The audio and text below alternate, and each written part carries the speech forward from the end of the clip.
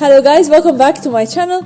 النهارده هنزور مع بعض مصنع متخصص في صناعه الخرز في كينيا. المصنع اللي قلت لكم عليه في الفيديو اللي فات، فيديو السوق، لو ما شفتوهوش ادخلوا شوفوه. هنتعرف النهارده على تاريخ المصنع، ليه عملوه اصلا وازاي بيعملوا الخرز من الالف للياء، وقد ايه شغلهم متقن، وهنرقص مع بعض وهنغني في الاخر. فاتفرجوا على الفيديو كامل. قبل ما نبدا الفيديو متنسوش تعملوا لايك وشير وسبسكرايب، وتكتبوا في الكومنتس حابين تشوفوا ايه الفيديوهات اللي جايه. يلا بينا. And then this is a women empowerment organization that was started by a Kenyan lady called Christine back in 2019. Alright, so the Maasai, it's a pastoral community. They depend on livestock as a source of livelihood, in that when Kenya was facing drought, they were mostly affected, making the livestock lack water, they lack food, they ended dying, they were left devastated with no source of livelihood. So as they were supporting the Maasai, Christine buys locally in a tannery. This leather is cut in different diverse pieces of leather. We have some belts, some backpacks, any leather piece that you can lend them. Then these pieces will be given back to the Maasai ladies who are non-uniquely for beading. They will do the different kinds of beading, we do the finishing and the marketing from here. That's what I'm going to show you. Right. But now on this side of the other organization was started after the COVID time. You remember during the Corona time, it was definitely tough for all people. So the ladies will get to see the different departments. They were working at a certain ceramic company before COVID. And then when COVID came, they were laid off from work during that time. So they were brought here, they were given the work of making that ceramic beads as the source of life. So here I'm going to show you how we do this ceramic bead from scratch. We will start with collecting clay soil. This is normal clay soil, but we collect it from the slopes of Mount Kenya, because Mount Kenya itself, it is a volcanic mountain, and this is volcanic clay.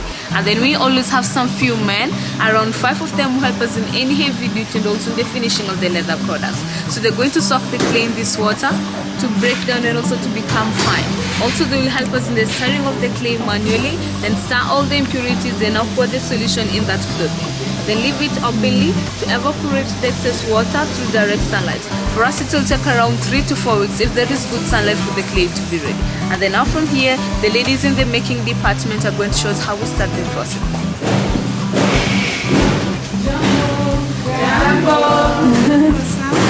Hello. Oh, you're making the beads out of the clay? Yes. Wow.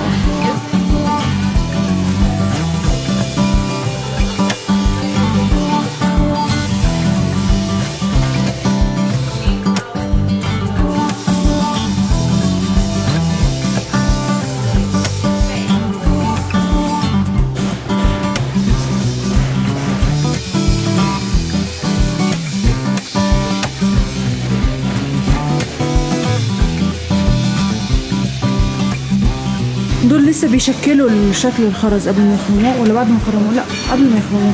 هي بتكور الخرز، تعمل الشكل اللي هي عايزاه، ودي عامله شكل افيال. That's gonna be an elephant bead. Yeah.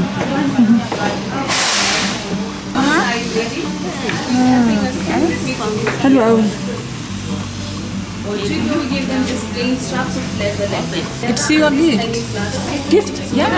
For me? Yeah. Thank you. هنا سايبين الخرز عشان ينشف في الشمس. They're going to put the holes through in each leather piece, and then using that small needle that she has in picking up those tiny glass beads one by one. اوف، دي تعمل حزام. Yeah, after they're done, it's going to have these stitches at the back. I'm going to show you how we cover up the stitches. And also maybe you have something unique. You'd like them to do the customizing. They're very good at customizing. And also they do the beading on belts. We have some bracelets. We have some Apple straps for the Apple watches. Like في الآخر احنا نروح الماركت ونقعد نفاصل. Yeah. Also we have some beading on some belts. ست نتعة قلبها بتخيط. Takes how many hours to make one belt? 3 days.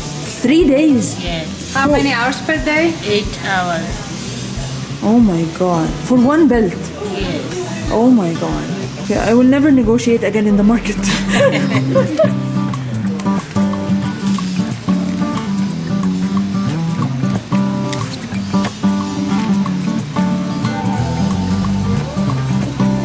اللي عارفة عددهم بتدخل عددهم بعد كده بتطلع الصوت. One by one. Yeah, she knows how many to put. Yes. Wow.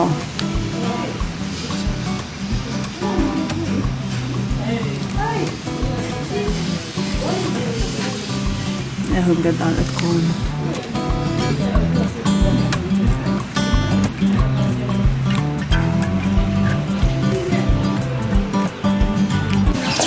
نروح المكان اللي بعده، مش عارفه نروح فين.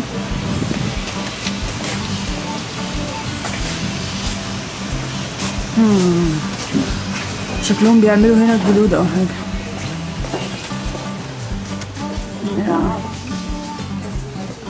ريحه غريبه قوي. So how to cover these stitches? The man in here will help us in covering up the stitches with the leather lining. So we are going to glue them together like this, and then from there we're going to trim the edges, wax and iron the edges to become soft. And now we put the holes and the buckles to be complete. Okay. Same process applies also to the apple straps, to the pet collars, and also to the bracelets.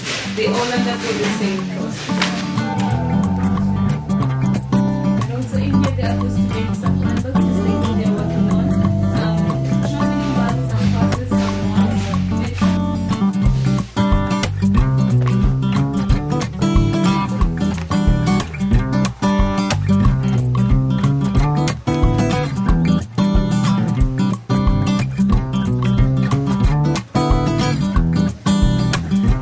Jumbo, what are you doing?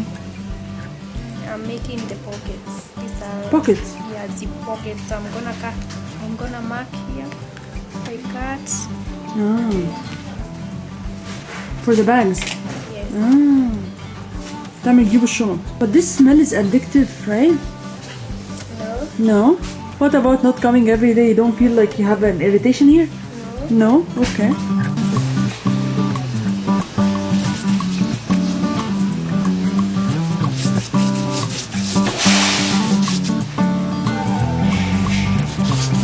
كلها دي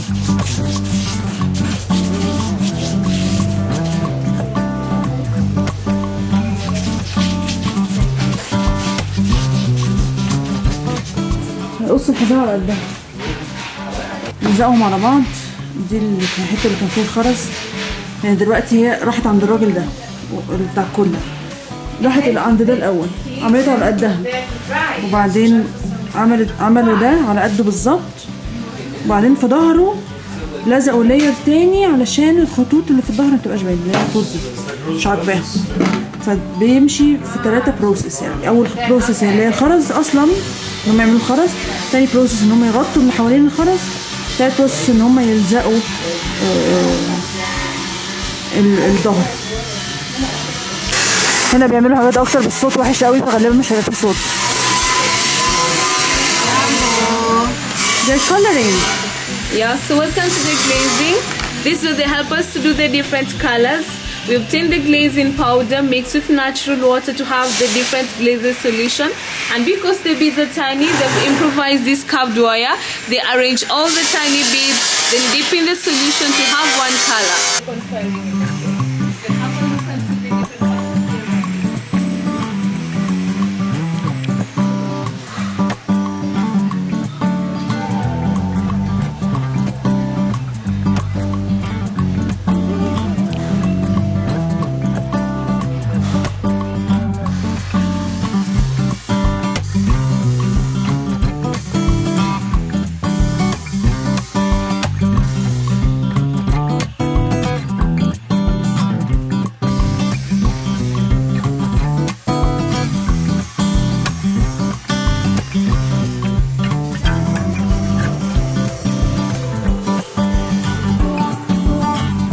دي بتعمل الخرز على شكل الزرافة، حاجة صعبة قوي بجد.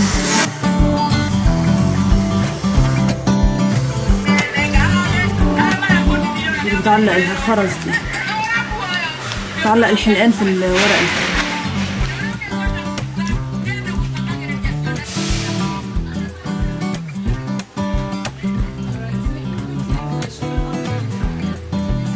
مش مصدقة ان هما بيعملوا خرزة، بيطرزوا خرزة، بيلونوا واحدة يعني بجد حاجة مش متتصدقش، فظاعة.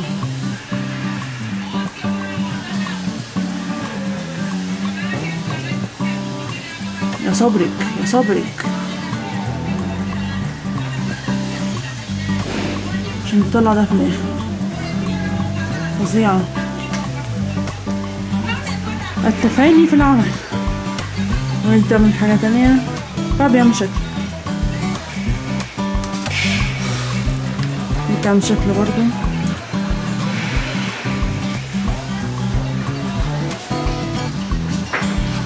ودي بتعمل شكل.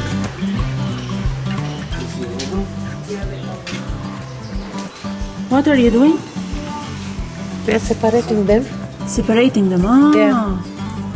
So you can fire them. Yeah. قبل ما يحرقوهم بيفرقوهم. لو قعدت كده 3 دقايق هيغم عليا من كتر ما هي موطيه. الست من كتر ما هي موطيه مش عارفه بجد ازاي بيعملوا كده. تقعد تفرقع واحده واحده. How long does it take in the oven? 8 hours. 8 hours. Yeah. At what degree? 100. 100. 1,000 I mean. 1,000. 1,000 degree, yeah. 1000 degrees. Yeah, Celsius. 1000 درجة لمدة 8 ساعات. لسه هيفرقوا كل دول. لسه واخداها من هنا دلوقتي. You're gonna take each one from these and super. Oh my god. Till you fill the whole thing. Yeah. لحد ما يملوا لحد هنا. يا لهوي. لا مجهود. يا God bless you. Thank you. والله انت يعني شقيانة، ست شقيانة. قسموهم تلاتات.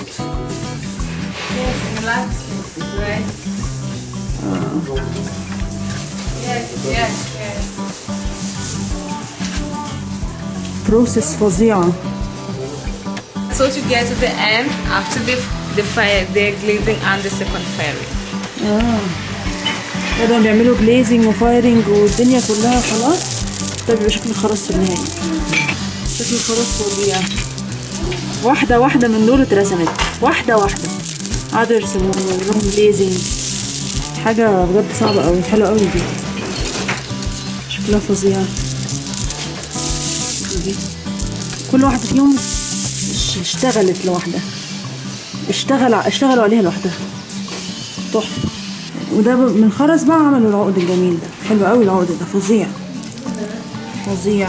شفتش الستايل ده في حته قبل كده. طبعا كل دول خرزه متلونين، مش اسطمبة يعني. خرزه متلونة. الست قعدت تلون خرزه تلضم. you're measuring the length. This is for the rest. For the what? Length. Yeah. عشان تعرف بالظبط مقاس العقد هيبقى قد ايه. واو. دي قاعدة تعمل. دي رايقة دي. قاعدة مع نفسها بتعمل. What is this? On the wall for decoration. Okay. What will it be at the end? Lion? Is this a lion? Lion face? Okay. تعمل ايه دي؟ What is that? Necklace. Yeah, you're making the last part. Looks beautiful on you. Thank you.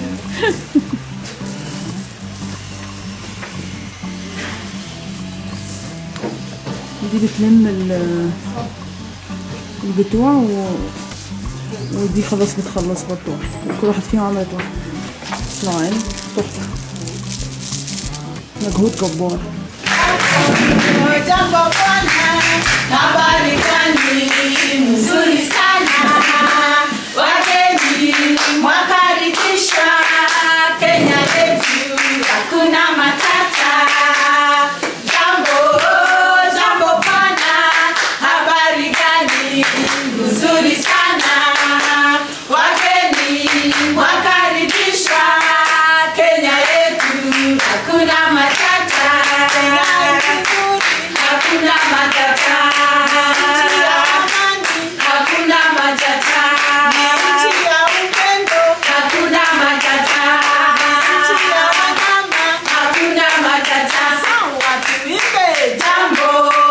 Jambo bwana, habari gani? Mzuri sana. Wageni mwakaribishwa Kenya yetu, hakuna matata. Yakomera.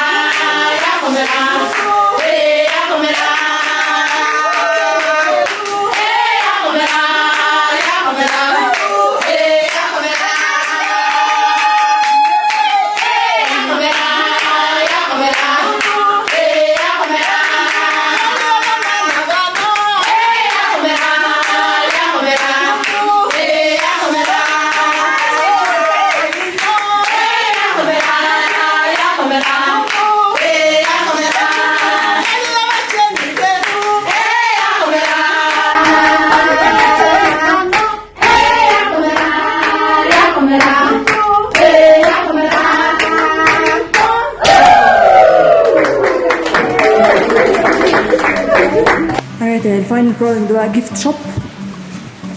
بعد ما يخلصوا خالص يجوا بقى يبيعوهم هنا. الواحد ب$30. انا شايفه ان ده سعر مناسب بصراحه، لان هم اشتغلوا على خرزه ولونوا خرزه فمنطقي يعني. $30 ده اصلا يا دوب تحفه. ودول التيرتلز اهم، بعد ما تعمل لهم جليزنج. والزرافه اللي ستك كانت قادره تلونها تعمل لها جليزنج حلو قوي. كيوت سويت من ايدي هتتفشفش مليون حته. love it. كيوت قوي. دي بكام؟ $20. وهنا عاملين فريج ماجنتس. دي جبتها من الماركت، هنا بيبيعوها $10. انا جبتها ب400 شيلينج يعني 120 جنيه مثلا. تحفه، متقنه جدا، فظيعه.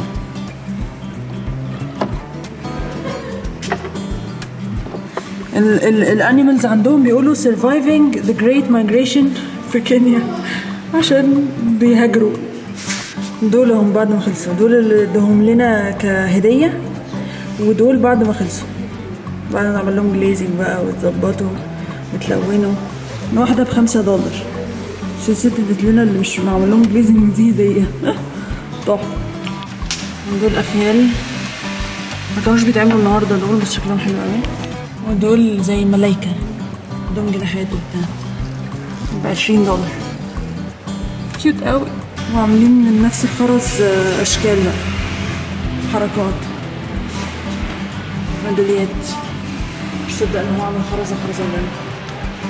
ودول عاملين عليهم كلمات، حروف يعني، بس كل برضه حرف مكتوب بالايد يعني مش مطبوع.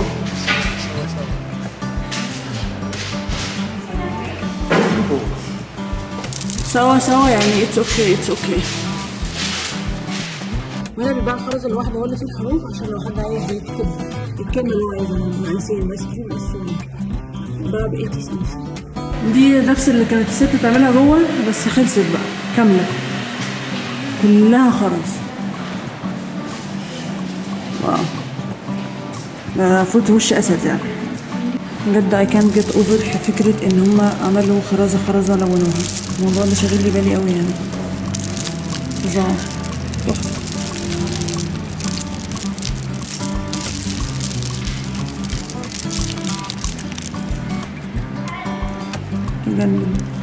ودي الأحزمة بعد ما خلصت بمقاسات مختلفة، أطوال مختلفة، بس متقنة قوي بجد. بعد ما شفت البروسيس وهي بتتعمل حسيت بقد ايه الموضوع صعب.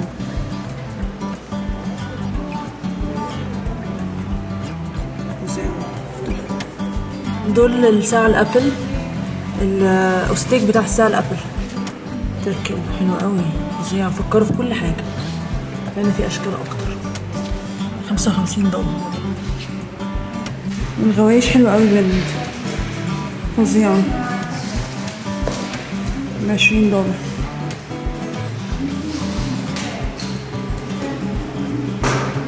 استفهام تجنن. كلهم حلوين، وكل الشوب حلو، كله حلو، كل الحاجات حلوة، والغوايش حلوة، كله حلو. فظيع حاجات حلوة قوي بجد. انبسطت قوي النهارده، بحب اي حاجة اشوف فيها كنين اتعامل معاهم واتكلم معاهم. بجد شعب جميل طيبين قوي. شكرا انتوا اتفرجتوا على الفيديو. متنسوش تعملوا لايك وشير وسبسكرايب وتكتبوا في الكومنتس هنشوفوا ايه الفيديوهات اللي جايه. باي باي.